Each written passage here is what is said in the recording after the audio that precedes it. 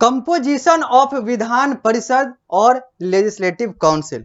अब इसी टॉपिक की बात करेंगे और यहीं से इस अध्याय को इस कक्षा के माध्यम से आगे बढ़ाएंगे, क्योंकि हम लोगों ने पिछली कक्षा में यह देखा था कि how are legislative council, Vidhan Parishad and legislative assembly, Vidhan Sabha constituted वाला टॉपिक, और जिसके तहत हम लोगों ने देखा था सबसे पहले लेजिस्लेटिव काउंसिल, विधान परिषद, और जाना था कि विधान परिषद होता क्या है और विधान परिषद का कौन कौन सा प्रावधान है, यहाँ पर मतदान कैसे होता है, कौन जो है कितने लोग हो सकते हैं, कितनी कम से कम संख्या हो सकती है, कितनी ज्यादा से ज्यादा संख्या हो सकती है, यानी कि एक पूरे धारणा को हम लोगों ने देखा था। अब इसी अध्याय को आगे बढ़ाते हैं और बात करते हैं कंपोजिशन ऑफ विधान परिषद और लेजिस्लेटिव काउंसिल, यानी कि एक लेजिस्लेटिव काउंसिल में या फिर हिंदी में कहें तो विधान परिषद में कितने लोग हो सकते हैं, क्या क्या हो सकता है, ये सारी चीजें को अब हम लोग एक एक करके और देख लेते हैं। आगे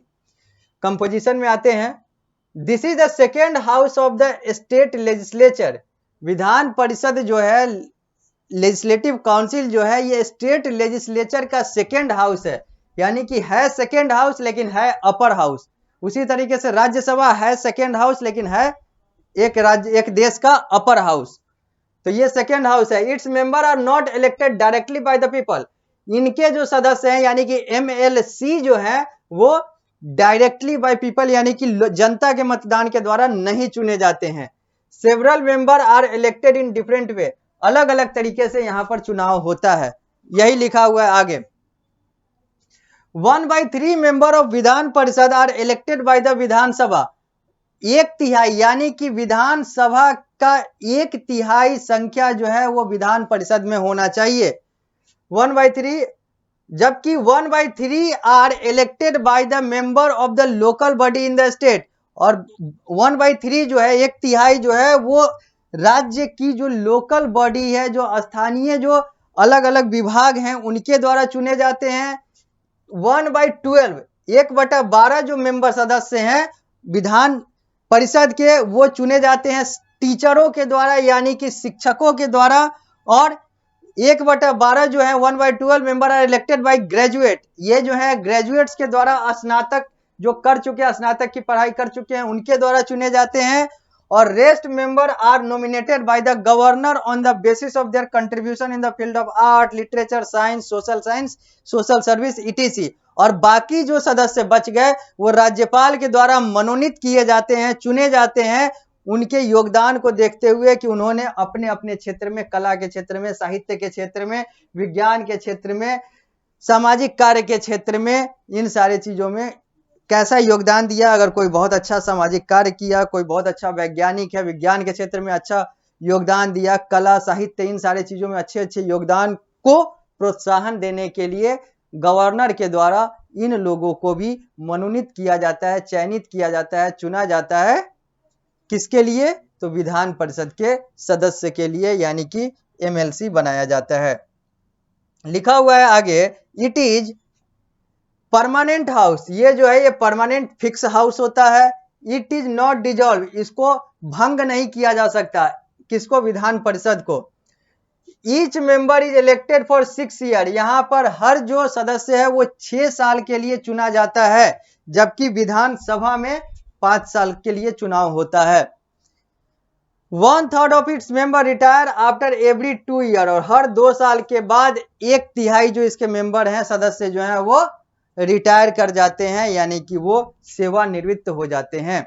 आगे अब हम लोग बात करेंगे लेजिस्लेटिव असेंबली का। अब लेजिस्लेटिव काउंसिल की बात हो गई, अब बात करते हैं lower house of the state या फिर lower house of the state in political manner. अगर हम लोग बात करते हैं राजनीतिक तौर पर, अगर हम लोग एक राज्य के लोअर हाउस की बात करते हैं तो उसका नाम LA है, यानी कि लेजिस्लेटिव असेंबली है। हिंदी में LA का मतलब, लेजिस्लेटिव का मतलब विधान और असेंबली का मतलब सभा। तो अब बात करते हैं लेजिस्लेटिव असेंबली का।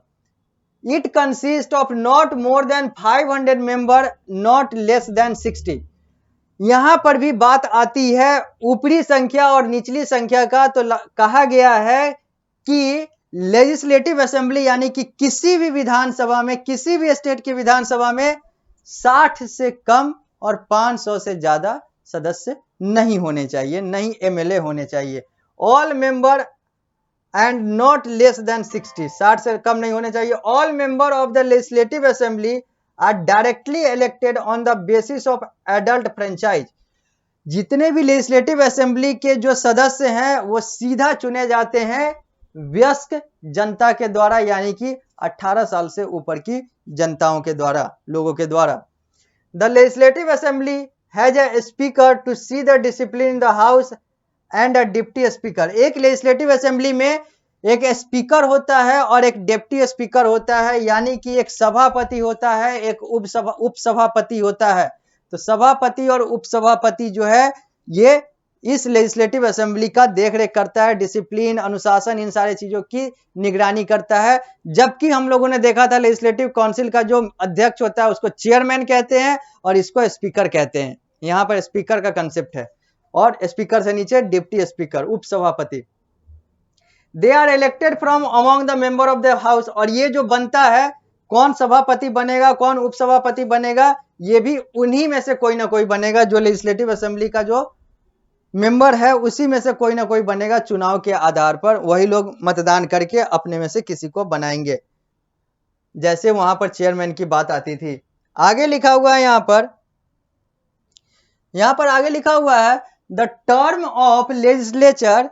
यहाँ पर आप लोगों को यह चीज और अच्छे से दिखेगा। यहाँ पर द टर्म ऑफ लेजिस्लेचर क्या कह रहा है, तो यहाँ पर कह रहा है कि द टर्म ऑफ लेजिस्लेचर के बारे में यहाँ पर कुछ कहा गया है, लिखा गया हुआ है कि the term of legislative assembly is 5 year. जो लेजिस्लेटिव असेंबली का जो काल होता है वो 5 साल का होता है, यानी कि कोई भी जो लेजिस्लेटिव असेंबली के लिए मेंबर के तौर पर चुना जाता है वो 5 वर्ष के लिए चुना जाता है। 5 वर्ष से ज्यादा नहीं हो सकता है। 5 वर्ष से कम में बहुत सारे ऐसे केस होते हैं जहां पर विधानसभा ही भंग हो जाता है या फिर सरकारें गिर जाती है, तो 5 वर्ष से कम हो सकता है, 5 वर्ष से ज्यादा नहीं हो सकता है। अगर 5 वर्ष से ज्यादा होना है तो फिर से जीतना होगा, 5 वर्ष के बाद फिर चुनाव होगा। However the governor may dissolve the assembly before it's term. हालांकि जो राज्यपाल है वो 5 साल से पहले भी उस विधानसभा को भंग कर सकता है। तो 5 साल भी न चले एक विधायक का कार्यकाल, लेकिन ज्यादा से ज्यादा अगर चलेगा तो 5 साल ही चलेगा। 5 साल से ज्यादा कोई भी विधायक लगातार नहीं रह सकता है। अगर 5 साल के बाद विधायक बनना है, 6 साल, 7 साल, 10 साल रहिए, 15 साल रहिए, 20 साल रहिए, कोई दिक्कत नहीं है, लेकिन हर 5 साल के बाद आपको जीतना पड़ेगा, फिर से चुनाव में जाना पड़ेगा। एक बार जीतकर आप 5 साल से ज्यादा नहीं रह सकते। आगे बात करते हैं qualification for the member of state legislature. State legislature के सदस्य बनने के लिए कौन कौन सी योग्यताएं होनी चाहिए, कौन कौन सी पात्रता होनी चाहिए। तो he or she must be the citizen of India. वो भारत का नागरिक होना चाहिए, चाहे वो ही हो, चाहे वो सी हो, चाहे वो थर्ड जेंडर हो। Must not B with an unsound mind disqualified. वैसा नहीं होना चाहिए जिसका जो मस्तिष्क मानसिक रूप से जो है विक्षिप्त नहीं होना चाहिए, यानी सीधा सीधा कहें तो मानसिक रूप से वो अवसाद या पागलपन से ग्रसित नहीं होना चाहिए। अगर वो मानसिक रूप से अगर अस्थिर है तो वो डिस्क्वालीफाई हो जाता है। Must not hold any office of profit under the government of India और the government of any state.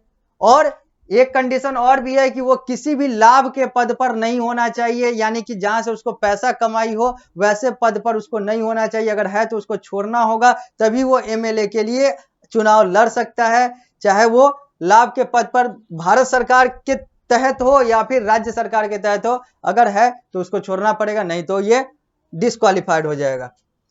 The member of the Vidhan Sabha must not be less than 25 year of as.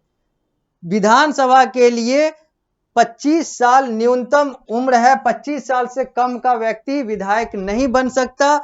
और विधान परिषद के लिए 30 वर्ष है। 30 वर्ष से कम का व्यक्ति विधायक नहीं बन सकता। विधान परिषद का एमएलसी बनने के लिए कम से कम 30 वर्ष की आयु होनी चाहिए। ऊपरी वर्ष का यहाँ पर मतलब नहीं है, न्यूनतम वर्ष की बात हो रही है, तो 30 वर्ष होना चाहिए। और विधानसभा के लिए 25 वर्ष होना चाहिए, यानी कि 25 और 30 ये 2 आंकड़े हैं। अब हम लोग आगे बढ़ते हैं। लिखा हुआ है function of the state legislature. State legislature के कार्य क्या होते हैं। अब हम लोगों ने देखा कि एक होता है विधानसभा और एक होता है विधान परिषद। विधान परिषद यानी कि लेजिस्लेटिव काउंसिल, विधानसभा यानी कि लेजिस्लेटिव असेंबली। लेजिस्लेटिव असेंबली के मेंबर विधायक, लेजिस्लेटिव काउंसिल के मेंबर विधायक, लेकिन अंग्रेजी में दोनों का नाम अलग अलग हो जाता है।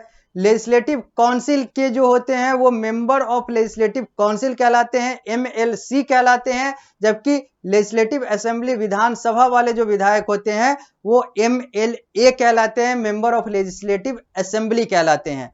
फिर हम लोगों ने यह भी देखा कि लेजिस्लेटिव काउंसिल का जो कार्यकाल होता है वो अधिकतम 6 वर्ष का होता है, जबकि लेजिस्लेटिव असेंबली का जो है वो 5 वर्ष का होता है। इसके अलावा हम लोगों ने और भी बहुत सारी चीजें देखी हैं। अब हम लोग बात करेंगे function of the state legislature का, यानी कि एक स्टेट लेजिस्लेचर जो एक राज्य का जो विधायिका है उसका कार्य क्या होता है। लेकिन ये सारी बातें हम लोग अगली कक्षा में करेंगे। इस कक्षा को हम लोग यहीं पर विराम देते हैं, मिलते हैं अगली कक्षा में, तो इस अध्याय को आगे बढ़ाएंगे।